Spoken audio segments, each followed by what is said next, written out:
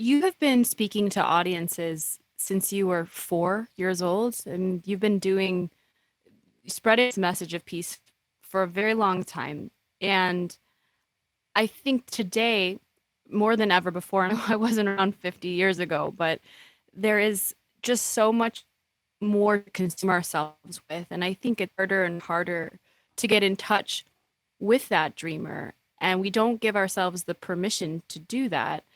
Most of us wake up, check our phones, eat breakfast while we're checking our phones, rush to work on our phones, get to our office and are, inundated all day long. And then we come home and by the end of the day, we're just exhausted.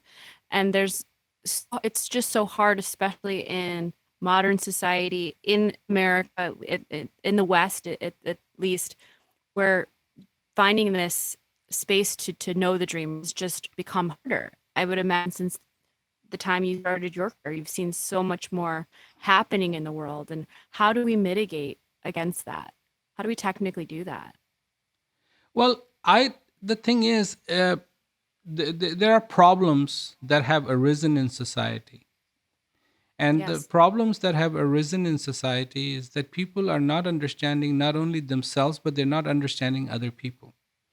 I mean, to Yes. me, when people talk about the problems that are happening the fire season is on in California, by the way. And I I know. don't know if in East Coast they're listening to the news that you know this part of California is on fire, that part of California is on fire. And imagine on one hand you have California on fire, on the other hand you have a bunch of refugees who are traveling from their country towards Central Europe, and they are in dire straits. And there's a person in California whose house is on fire, and they're in dire straits. And there's a tornado in Panhandle of Florida that has just demolished this person's house, and they are emotionally distraught, and everything that they worked for is just this little tornado came and destroyed it. Um, is there a similarity?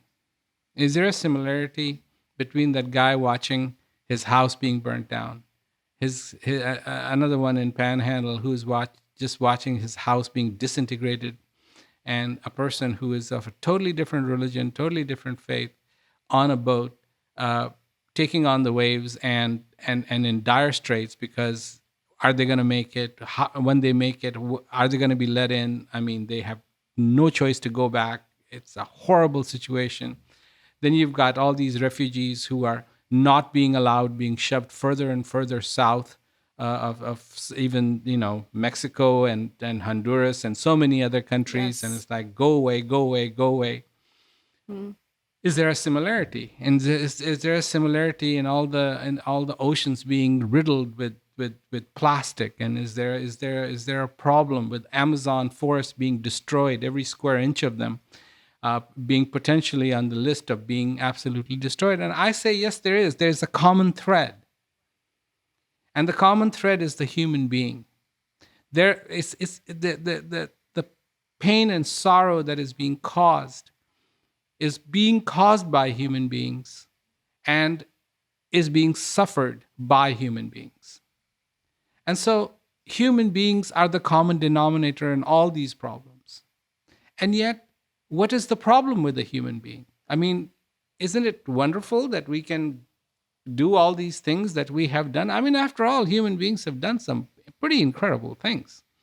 Yes. Mind you, we wiped out a bunch of diseases that existed. We have gone to the moon. I mean, my God, we can Right. communicate. We have done a lot of wonderful things. But at the same token, have we done something that is wrong? And the answer to that is absolutely. And we continue to do it because we don't see it. We don't see. Mm. What we don't see, we cannot correct.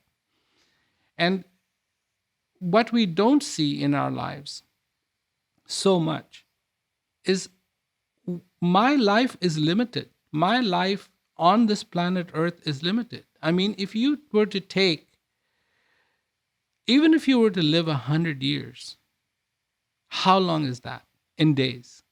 Mm. 36,500. Now, 36,500 is not a very long time at all when No, you think about it's it. I not. mean, it's like, Not wait at a all. minute, maybe I misplaced a zero, right? 365? Right. No, it's actually 36,500.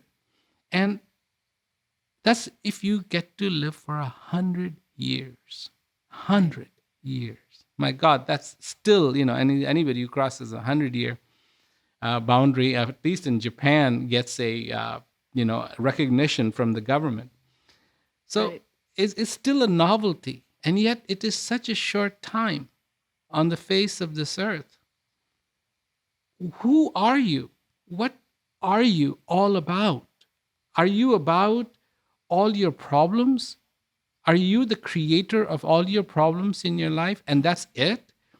Or are you something more? Can you offer yourself some help?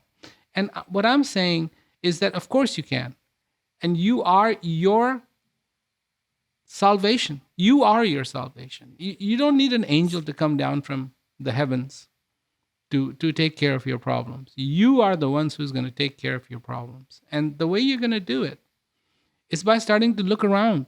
It's by starting to see, not close your eyes, but by looking around your life, your understanding every single day, saying, who am I? What am I about? What is my relationship with everything that I live in my house, my children, my husband, my boyfriend, my person who I work with? What is my relationship with these people? And to really bring it home that you are here and you can make a difference and you're going to make a difference. But the difference you're going to make are from the simplest little things in your life. And that's where you're going Yes. to begin. And You and are so true. It's a beautifully said. I'm just so aligned because I literally just recorded an episode of the show about the power and the responsibility that we all have to impact the world ourselves, that we actually have the ability to do that. And my show is about personal branding and giving people the tools to help them put themselves out on a stage, whatever that might be, with a positive message that comes from their hearts. But what I love about what you're saying so much, Prem, is that finding peace within yourself isn't a passive act, actually. It's a very empowered decision. And that taking true responsibility for yourself is your biggest job. I can speak to a retreat that I took, a women's retreat I went on a few years ago, and I was in total victim mentality, thinking that everything was happening to me. It was my husband's fault. It was my job's fault. It was the weather's fault. It was the time of the year's fault. It was everyone else's fault but mine. And I was probably the most depressed I had been in a long time. And in just a matter of a few days, in this retreat, I worked with, all of these amazing women coaches who kind of woke me up that it's no one's fault but mine to let myself be and feel this way, and that taking total unapologetic radical responsibility for your life is the path to peace. Would you agree with that? uh, I would like to add something to it. I mean, Please. once you have defined that something is wrong, and then you say, okay, I'm going to correct it, that's not peace. Peace is much more fundamental than that, because these situations, for instance, if your relationship with your husband is really bad, and you go, okay, if I fix my relationship with my husband, everything will be fine. But there was a time you weren't married, and you still needed peace. And how will you get peace if you're not even married and you can't fix that problem because you don't have a husband?